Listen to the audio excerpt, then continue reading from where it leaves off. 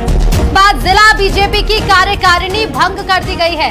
दतिया उपचुनाव में हार के बाद ये बहुत बड़ा एक्शन है। जिला बीजेपी की कार्यकारिणी भंग कर दी गई है और भीतरघात की खबरें सामने आ रही थी। आशुतोष तिवारी ने जिस दिन जो है काउंटिंग हो रही थी उसी दिन एक रिएक्शन जब दिया तो उन्होंने कहा कि हम भीतर घातियों को लेकर जरूर इस पर जो है मंथन करेंगे और जो नेतृत्व है वो इसको देखेगा कि आखिर कौन है वो लोग। हालांकि जब एक मीटिंग हुई तो उसमें कुछ सबूत रखे गए हैं आशुतोष तिवारी की तरफ से, जिसके बाद दतिया में बीजेपी का ये बहुत बड़ा एक्शन देखने को मिला है। जिला बीजेपी की कार्यकारिणी भंग की गई है। बिल्कुल, तो कल उपचुनाव के नतीजे सामने आए और उसके बाद से ही भीतरघात के जो आरोप अक्सर बीजेपी दूसरे दलों पर लगाती थी और भीतरघात के लिए आशुतोष तिवारी का बयान, इमरती देवी का बयान और आज समीक्षा बैठक सीएम हाउस में हुई जिसमें प्रभारियों को भी बुलाया गया, तमाम मंत्री शामिल रहे, समीक्षा की गई हार की। लेकिन इसके साथ ही कहा जा रहा था कि जल्द से जल्द कार्रवाई होगी और अब जिला बीजेपी की कार्यकारिणी भंग कर दी गई है। बिल्कुल, और ये बहुत बड़ा एक्शन उपचुनाव में हार के बाद बीजेपी ने ये बड़ा एक्शन लिया है और दूसरी तरफ जैसे ही नतीजे आए तमाम तरीके की प्रतिक्रियाएं सामने आने लगी। रमाकांत संवाददाता हमारे साथ जुड़ गए हैं। रमाकांत, ये बहुत बड़ा एक्शन बीजेपी का।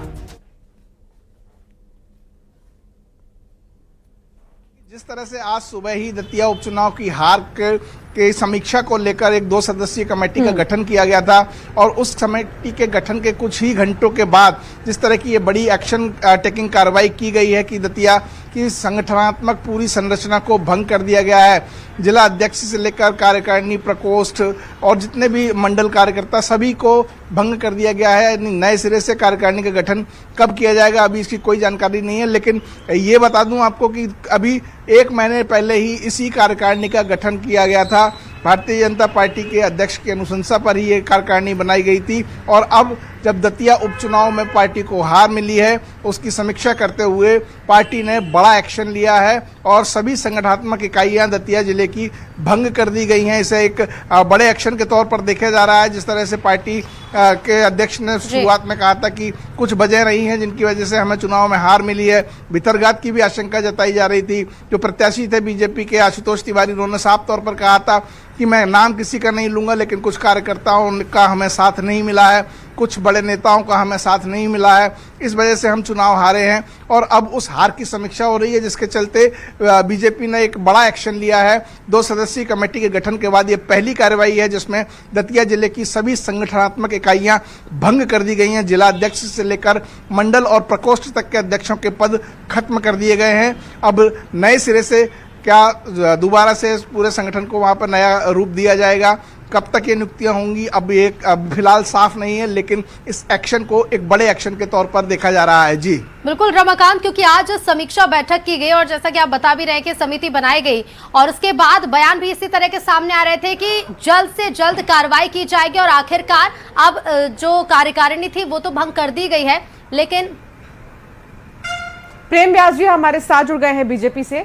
प्रेम जी, ये बहुत बड़ा एक्शन उपचुनाव के नतीजों के बाद जहां बीजेपी की हार हुई तो कार्यकारिणी भंग कर दी गई, कैसे देख रहे हैं आप? हार और जीत तो भारतीय जनता पार्टी दोनों को समकक्ष थी, लेकिन किसी भी उपचुनाव या संगठनात्मक प्रक्रिया के बाद में कार्यकारिणी की समीक्षा होती है। अगर कोई परिणाम विपक्ष या पक्ष का आता तो निश्चित रूप से प्रदेश नेतृत्व और संगठन उस पर कार्रवाई करता है। हमने पूर्व में भी कहा था कि अगर कहीं भी अनुशासनहीनता हुई है तो निश्चित रूप से उसको चिन्हित करने की आवश्यकता है, नए कार्यकारिणी पुनर्गठन की आवश्यकता है और निश्चित रूप से क्षेत्र की जनता को ध्यान में रखते हुए नई कार्यकारिणी का गठन होगा। पुरानी कार्यकारिणी में जिन भी लोगों से जो अपेक्षा थी, अगर उस अपेक्षा के अनुसार वे कार्य नहीं कर पाए, नए दायित्वों का निर्माण वहां पर किया जाएगा और क्षेत्र की जनता से सीधे संवाद रहेगा। कांग्रेस आरोप लगा रही है कि बीजेपी ने हमेशा कांग्रेस को कहा है कि भीतरघात है, गुटबाजी है, लेकिन ये चीज तो खुद बीजेपी में नजर आ गई है। इसका जिक्र आशुतोष तिवारी भी कर रहे थे। नहीं, हमने तो कहा है कि हर बार बीजेपी में चुनाव के बाद में आत्ममंथन की आवश्यकता होती है, आत्मचिंतन की आवश्यकता होती है। इसीलिए Bharatiya Janata party cadre based party और विश्व की सबसे बड़ा दल है। अगर कहीं पर भी किसी भी वांछित पहलू या आवश्यक निर्णय लेने की आवश्यकता होती तो भारतीय जनता पार्टी लेती। दूसरी तरफ कांग्रेस में तो राजन भारती जी का भरपूर उपयोग किया गया, उसके बाद उनको बिना कारण बताए जो है निष्कासित कर दिया गया। अवधेश नायक जी स्वयं पूरे चुनाव में नदारद थे, लेकिन जो है लाभ और हानि को देखकर वहां कार्य किया जाता है। यहाँ पर व्यक्ति आधारित नहीं, विचार आधारित पार्टी है और विचारों के तहत ही कार्य होता है। ठीक है, कांग्रेस पर भी आप आरोप लगा रहे हैं। कांग्रेस से हमारे साथ भूपेंद्र गुप्ता जी जुड़ गए हैं। भूपेंद्र जी, कार्यकारिणी भंग कर दी है बीजेपी ने, कैसे देखते हैं आप बीजेपी की इस कार्रवाई को? देखिए, बीजेपी की जो है पूरी तरह से पूरे देश में हताशा में भरी हुई है। और अभी जो भारतीय जनता पार्टी के हमारे मित्र कह रहे थे कि विचारधारा आधारित पार्टी है और उसी के कारण हम लोग इस तरह के फैसले करते हैं, तो बांकीपुर की भी भंग कर दो यूनिट, अगर जो है आप में साहस हो तो। वहां भी तो आपके जो है जो राष्ट्रीय अध्यक्ष हैं उनके यहाँ हार गए हो ना आप, वहां भी संगठन बदल दो, तब तो समझ में आए कि आपको एक दृष्टि से आप कोई फैसले करते हो। अन्यथा जो है कल तक ये हंस रहे थे, जब हम कांग्रेस ने फैसला लिया था तो पूरी बीजेपी हंस रही थी कि जो है बताइए बिना उसके हटा दिया, बिना उसके हटा दिया।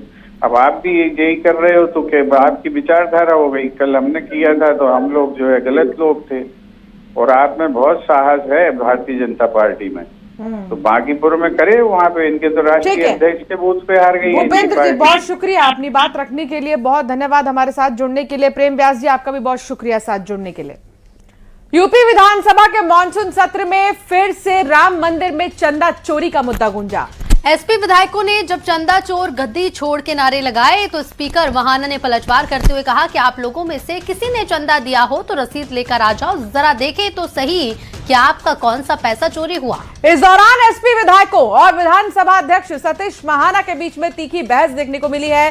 सपा विधायक सचिन यादव को पूरे सत्र से निष्कासित कर दिया गया। पर सीएम योगी आदित्यनाथ ने कहा कि एसपी और कांग्रेस ने सदन में सनातन का अपमान किया और आज ये आस्था की बात कर रहे हैं। देखिए रिपोर्ट।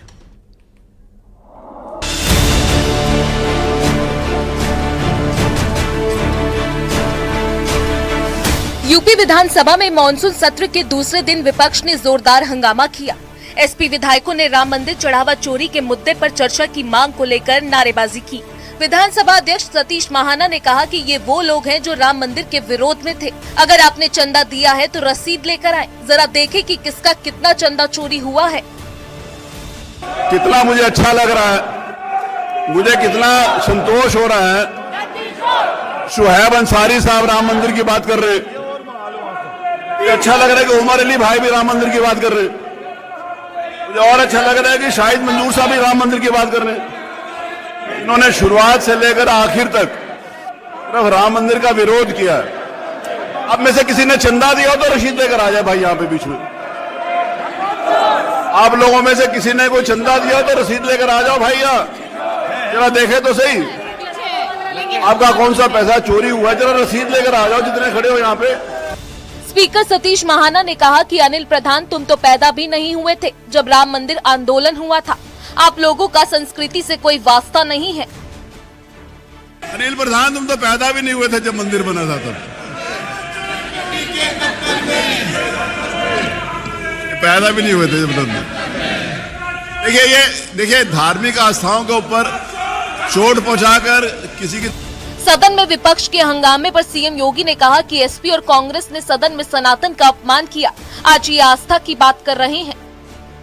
संसद के अंदर समाजवादी पार्टी और कांग्रेस के सांसदों और नेताओं का जो आचरण रहा है, संतों के प्रति जिस प्रकार के आक्षेप वहां किए गए, ये सीधे सीधे सनातन धर्म का अपमान है। प्रकार का प्रहार इन दोनों के द्वारा किया जा रहा है जिनका आचरण सदैव से सनातन विरोधी रहा है।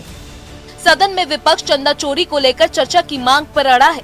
वहीं सरकार का दावा है कि वो हर चर्चा के लिए तैयार है।